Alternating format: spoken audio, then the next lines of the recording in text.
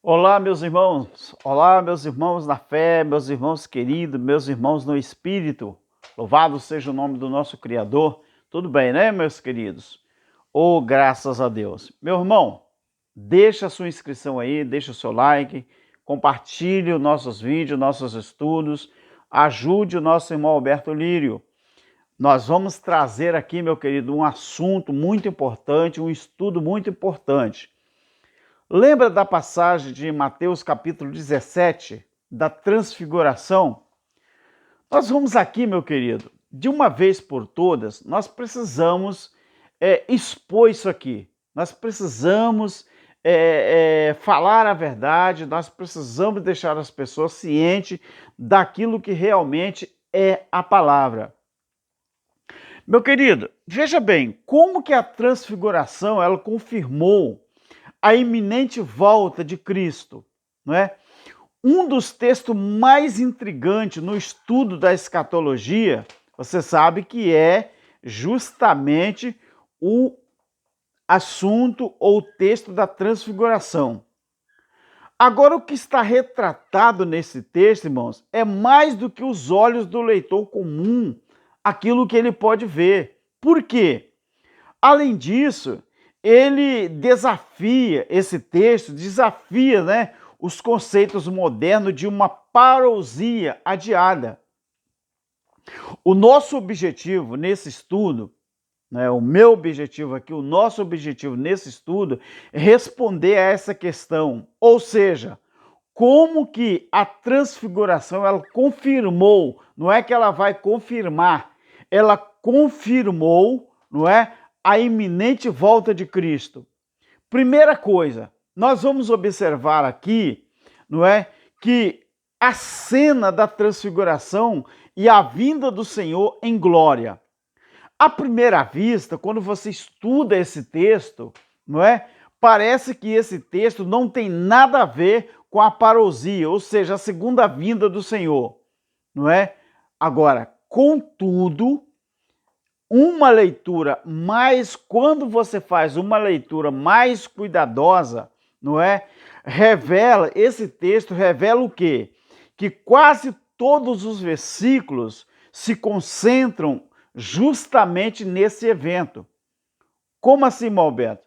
Se o nosso raciocínio, meu querido, não conseguir levar o leitor a essa conclusão, nós temos então que fazer o quê? Nós temos aqui uma palavra mais certa de evidência de uma testemunha ocular que chamaremos para testemunhar um pouco mais adiante, conforme a própria Bíblia ela nos relata.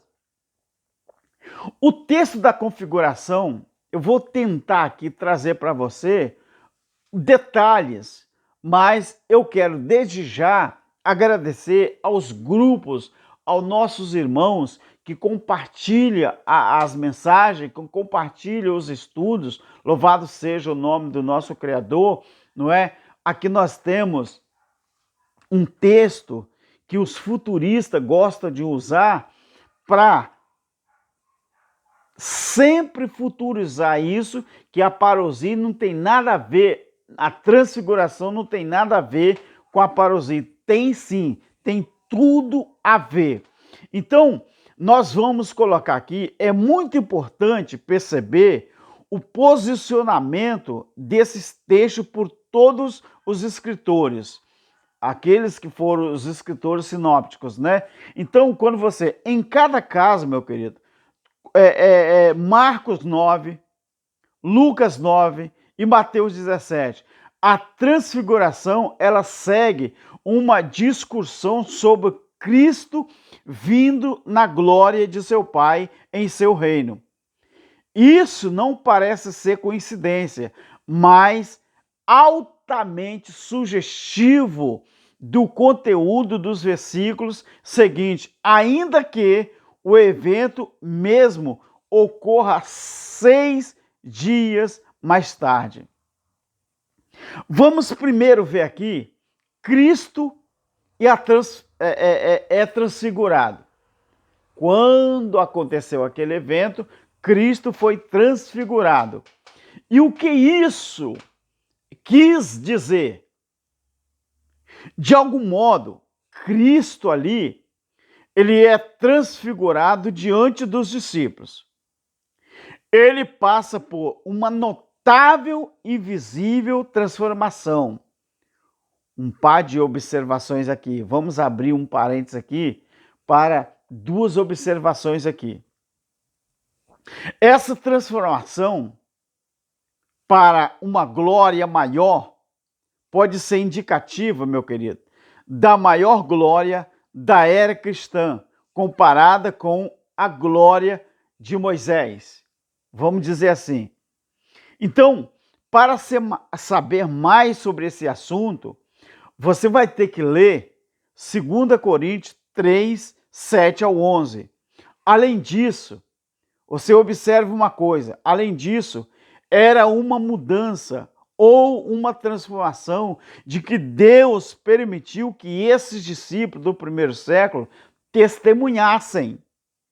Então, nessa transfiguração, quem apareceu ali? Moisés e Elias. Seguindo a transformação de Cristo, Moisés e Elias, que eram profetas da antiga aliança, aparecem e falam com Cristo. Os detalhes dessa conversa não são dados em Mateus. Contudo, quando você lê os outros, não é? Lucas, por exemplo, ele relata o tema, não é? Específico daquela conversa que eles tiveram ali. Eles falaram sobre a morte de Jesus que estava para cumprir em Jerusalém. Mas sabe o que é interessante? Nisso tudo, naquela transfiguração, naquela conversa, interessante é que a palavra morte usada ali não é a mesma que era habitual, não é a mesma palavra que era habitual usar. Então, se você observar, nessa palavra morte que foi usada ali, a palavra que foi usada ali é tanitos ou tanitos, mas em vez disso foi usada a palavra êxodos. Eu quero repetir. A palavra morte usada aqui não é a palavra habitual que era tanites, mas em vez disso foi usada a palavra êxodos, não é? Que é a mesma do livro do Antigo Testamento. Agora, embora se entenda que qualquer pessoa que morre faz uma saída deste mundo, o termo êxodo significa guiar para fora, implicando que Cristo estava para guiar outros, assim como Moisés, que guiou o povo para fora do Egito. Em outras palavras, meus queridos, sabe o que isso quer dizer? Cristo estava para fazer uma partida do mundo do judaísmo, da antiga aliança, para o mundo de justiça, na presença de Deus, como percussor de todos os cristãos, Agora, quando Pedro, naquela transfiguração, ele estava entusiasmado com o desenrolar, não é, dos eventos diante dele que estava acontecendo ali, como ele estava entusiasmado, né? Ele perguntou se Cristo queria que eles, que eram os discípulos, Tiago, João e o próprio Pedro, perguntou se Cristo queria que eles fizessem 3 tabernáculos para cada um deles.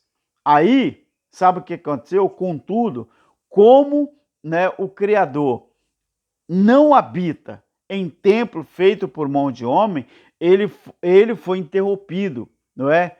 Por uma voz que saiu de uma nuvem que dizia: "Este é o meu filho amado, em quem me comprazo.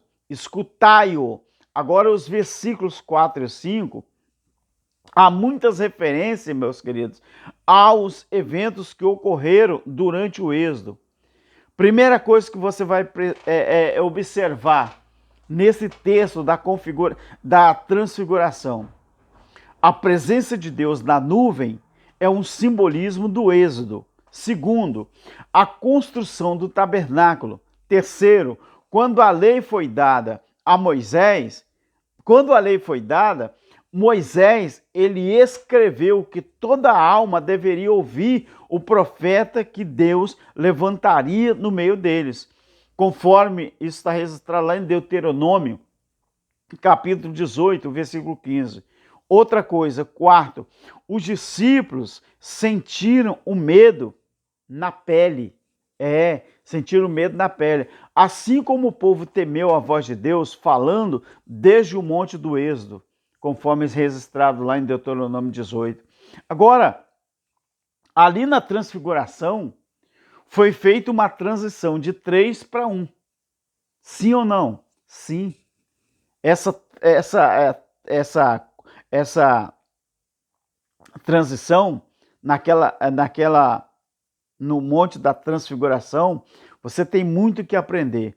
Então, após Cristo tocar os discípulos, que ainda estavam tremendo no chão, eles se levantaram e não viram ninguém além de Cristo. Mais uma vez, palavras bastante importantes. A visão, ela termina em uma mudança completa dos 3 homens, Moisés, Elias, abrindo o caminho para a maior glória e para o maior poder, que significava a autoridade de Cristo.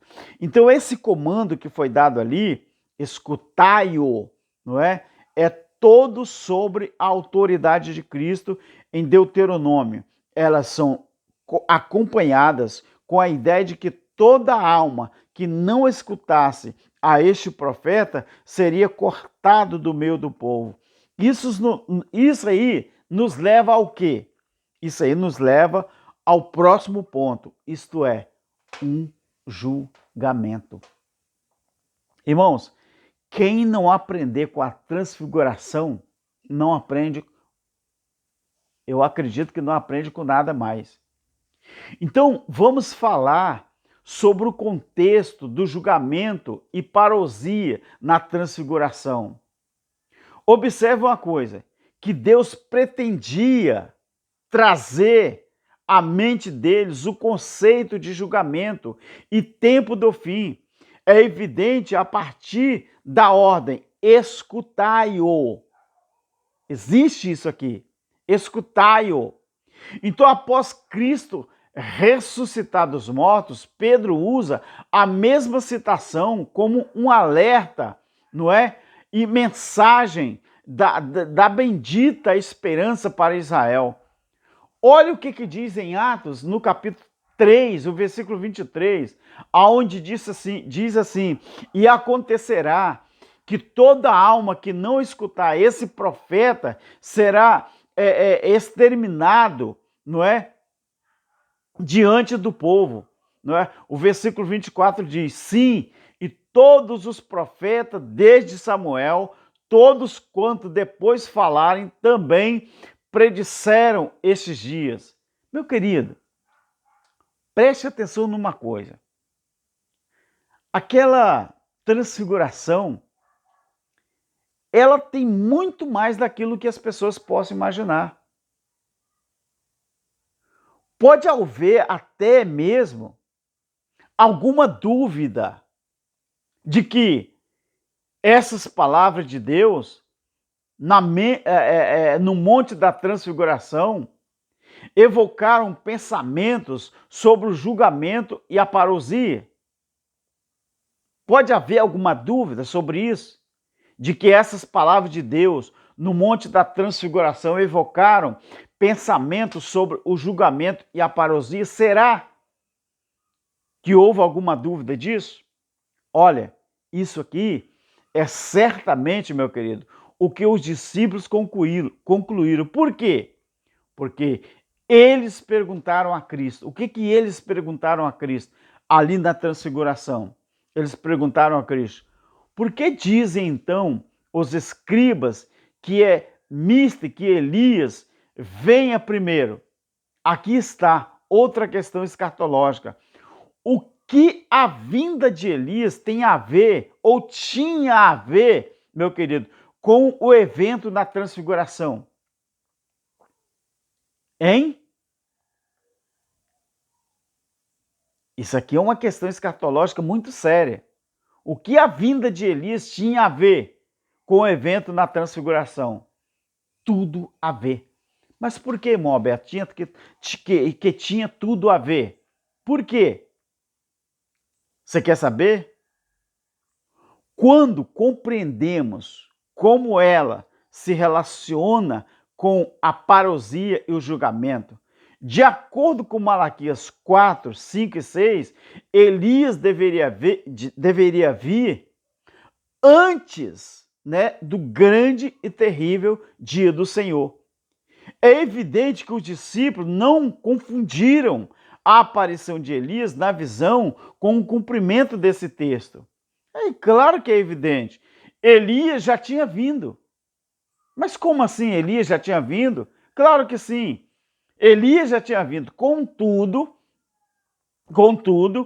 para mostrar que eles estavam no caminho certo, com a sua pergunta, Cristo afirmou que o Elias que iria cumprir a profecia ao vir, antes que o grande e terrível dia do Senhor viesse, de fato já tinha vindo. Então o significado disso, relacionado com a visão, é tremendo. Cristo está dizendo que o evento ou o sinal de que o grande e terrível dia do Senhor estava próximo já tinha acontecido, já tinha vindo. Mas como assim?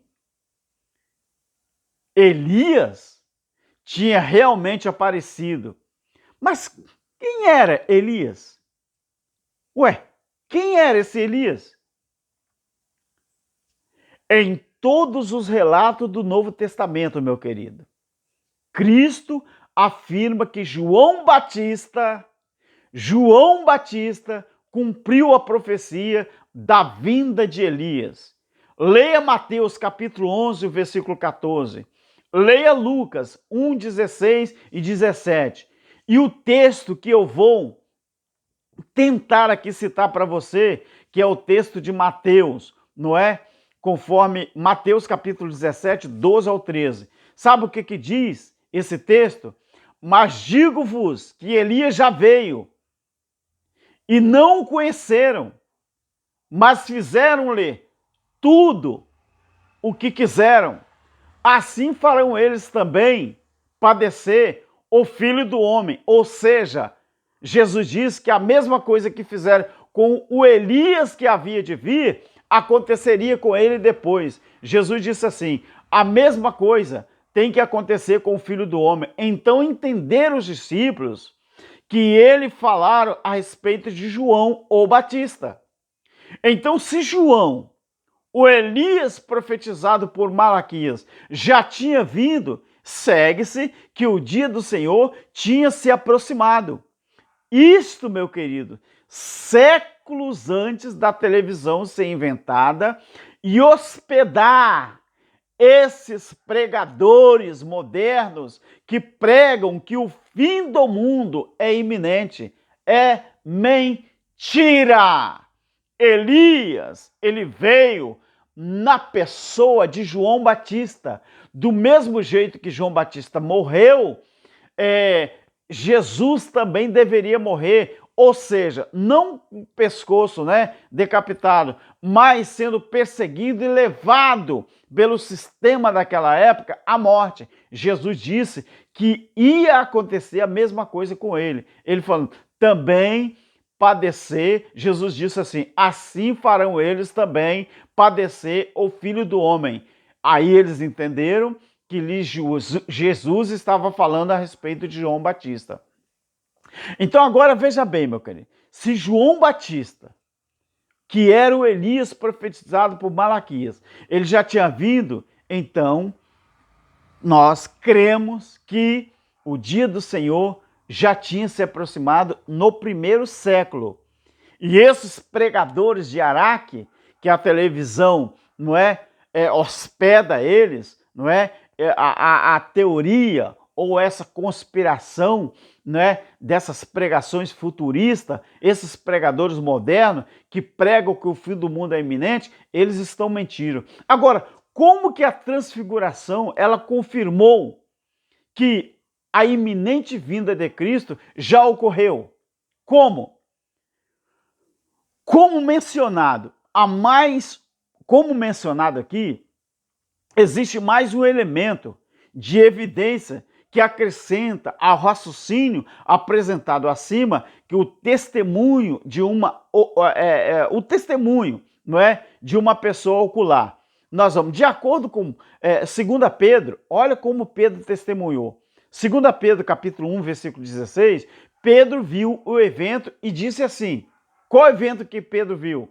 A transfiguração. E aquilo ali para Pedro significava o quê? Significava que a vinda de Cristo estava próxima. Olha o que ele diz, 2 Pedro 1,16, ele diz assim: porque não vos fizemos saber a virtude e a vinda, ou seja, a parousia de nosso Senhor Jesus Cristo, segundo fábulas, artificialmente composta. Mas ele diz, mas nós, os três, ele disse os três, ele está falando dos três, mas nós vimos a sua majestade. Então, meu querido, aqui estão as palavras do apóstolo confirmando os argumentos supracitados de que eles testemunharam de que aquilo que eles testemunharam foi uma visão da parousia de Cristo e do julgamento antes que o evento ocorresse. Ou seja, a transfiguração foi o quê? Foi o evento que eles viram antes de acontecer, antes de ocorrer. Então Pedro estava escrevendo sobre a proximidade desse mesmo evento. Mas o que ele viu realmente para fazê-lo chegar a essa conclusão? O que Pedro viu? O que ele e seus irmãos viram, sabe o que foi? Foi a transição da autoridade, da aliança de Moisés para o de Cristo. Em outras palavras, quando a lei e os profetas passassem, indicando seu cumprimento, a parousia de Cristo ocorreria. Ocorreu ou não ocorreu? A transfiguração foi o quê? A lei e os profetas. É como se a lei e os profetas ali, representado por Moisés e Elias, aquela transfiguração foi a lei e os profetas passando. Jesus diz, nenhum tio ou um jota da lei vai cair sem que tudo isso aconteça. Ou seja, antes que a lei e os profetas passem, nenhum tio ou um jota da lei se cumpriria. Então a transfiguração foi uma pré-meditação, não sei se é isso, foi uma vamos dizer assim, confirmação de que ali era a transição. Então, era isso que a visão ela significava. Foi isso que eles viram.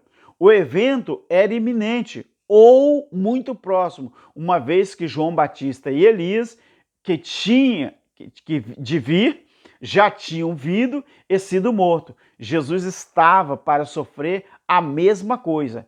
Meu querido, preste atenção, os eventos que seguiram a morte e a ressurreição de Jesus Cristo, como traçado no Novo Testamento, documentam a parousia e o julgamento iminente, como expressado no Evangelho ou no evento da transfiguração.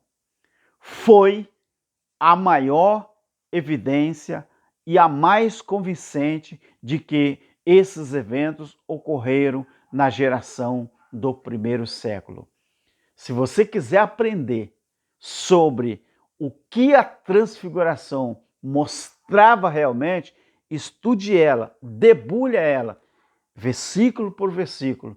Você vai chegar no entendimento que a transfiguração era a confirmação de que a lei e os profetas estavam passando. Não poderia ocorrer a morte de Cristo e nem o juízo do ano 70 sem ocorrer a transfiguração, vindo duas pessoas, passando o bastão para um, que era Cristo. Ou seja, dois passaram o bastão. A lei e os profetas. A transfiguração foi para isso. Aprendeu? Qualquer dúvida, você pausa o vídeo, você volta o vídeo para que você possa entender tudo o que nós estamos falando. Isso é Evangelho Eterno. Um abraço a todos os nossos irmãos queridos, nosso irmão Cláudio Mendes, meu irmão do coração, e a todos os nossos inscritos que estão colaborando com o canal do nosso irmão Alberto Lira. Muito obrigado.